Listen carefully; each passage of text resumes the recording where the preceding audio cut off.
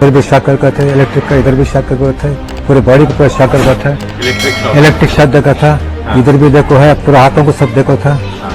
इधर भी हाथ पे देखो था, और बैक से इधर मार के है, और लेफ्ट हैंड भी ट्विस्ट करके है,